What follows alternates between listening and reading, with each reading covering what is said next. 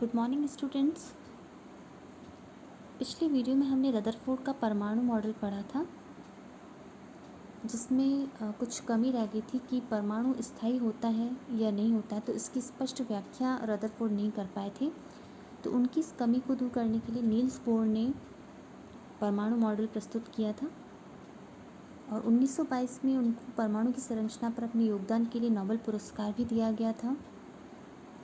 और उनकी इसी मॉडल के आधार पर 3 पुस्तकें भी प्रकाशित हुई थी, जिनके नाम हैं फर्स्ट है the theory of spectra and atomic constitution, second है एटॉमिक थ्योरी और थर्ड है द डिस्क्रिप्शन ऑफ नेचर।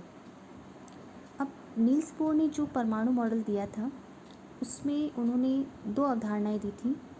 सबसे पहली अवधारणा ये थी कि उनके अनुसार इलेक्ट्रॉन कुछ निश्चित कक्षाओं में ही चक्कर लगा सकते हैं, जिन्हें इलेक्ट्रॉन की विविक्त कक्षा कहते हैं। इसका मतलब ये कि उनका ये मानना था कि किसी भी परमाणु के मध्य में तो नाभिक पाया जाता है, जैसे कि आपको डायग्राम में दिखाई दे रहा है, और उस नाभिक के चारों ओर परमाणु की बाकी जो खाली स्थान होता है उसमें कुछ विविध कक्षाएं पाई जाती हैं, कक्ष पाए जाते हैं, जिन्हें कि ऊर्जा स्तर कहा जाता है या कोश भी कहा जाता है। और उन्हीं में इलेक्ट्रॉन जो होते हैं चक्कर लगाते हैं। तो ये उनकी पहली अवधारणा थी।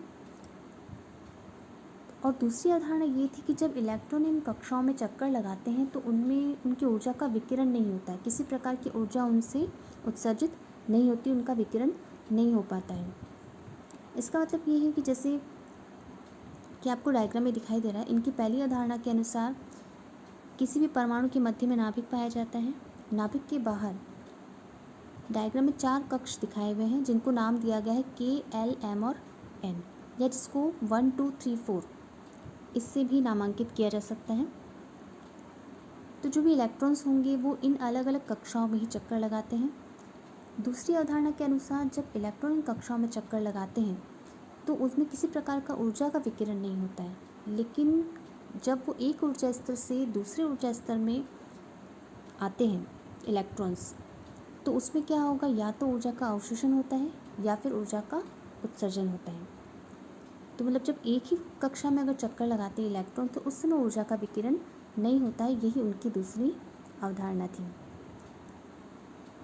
तो नील्स बोर ने ये 2 अवधारणाएं दी थी अपने परमाणु के मॉडल में। और इस मॉडल की एक कमी ये रह गई थी कि जो अधिक इलेक्ट्रॉन्स वाले जो परमाणु होते हैं उनकी संरचना इस मॉडल के द्वारा स्पष्ट रूप से समझी नहीं जा सकती थी। तो ये नील्स बोर के परमाणु मॉडल की कमी रह गई थी।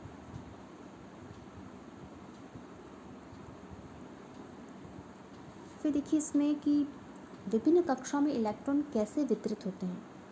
तो परमाणु की विभिन्न कक्षाओं में इलेक्ट्रॉन्स का वितरण कैसा होता है उसके लिए भी इन्होंने कुछ नियम प्रस्तुत किए थे, जिसे कि बोर स्कीम के नाम से भी जाना जाता है। इसके अनुसार क्या है कि किसी भी कक्षा में जो अधिकतम इलेक्ट्रॉन कितने आ सकते हैं उनको ज्ञात करने के लिए एक सूत्र 2n², उसके द्वारा उनकी संख्या ज्ञात की जा सकती है, जहाँ पर n जो होता है वो होती कक्षा की संख्या या फिर ऊर्जा स्तर होता है।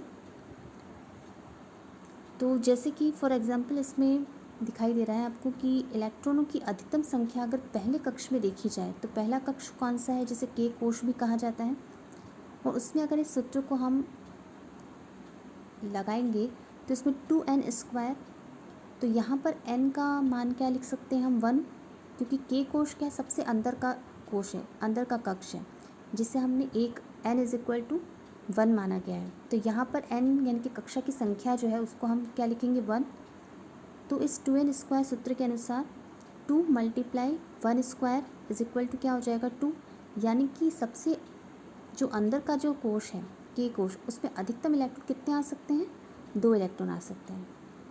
फिर दूसरा कक्ष कौन सा है, L कोश, जिसे n = 2 माना जाता है। तो यहाँ पर 2n² में n की जगह हम क्या लिखेंगे 2, तो इसमें 2 × 2² क्या हो जाएगा 8, यानी इसमें दूसरे कक्ष में अधिकतम इलेक्ट्रॉन कितने आ सकते हैं, 8 इलेक्ट्रॉन आ सकते हैं। तीसरा कक्ष क्या है, M कोश,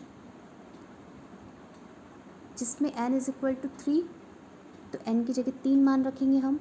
तो इसमें 2 × 3² कितना हो जाएगा 18, यानी कि इसमें तीसरे कक्ष में अधिकतम 18 इलेक्ट्रॉन आ सकते हैं। और चौथा कक्ष क्या हो जाएगा, एन कोश, जिसमें एन की जगह हम 4 मान रखेंगे, तो 2 × 4² इज इक्वल टू क्या हो जाएगा,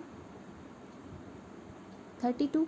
यानी कि इसमें चौथे कक्ष में अधिकतम 32 इलेक्ट्रॉन आ सकते हैं। तो इस प्रकार नील्स बोर ने बताया कि किसी भी कक्षा में अधिकतम इलेक्ट्रॉन कितने आ सकते हैं उसको हम 2n² सूत्र के माध्यम से ज्ञात कर सकते हैं। और इसी के आधार पर यहाँ पे नीचे आपके इसमें कुछ परमाणु की संरचना दिखाई दे रही हैं, जिसे हम नेक्स्ट वीडियो में समझेंगे। Okay, thank you.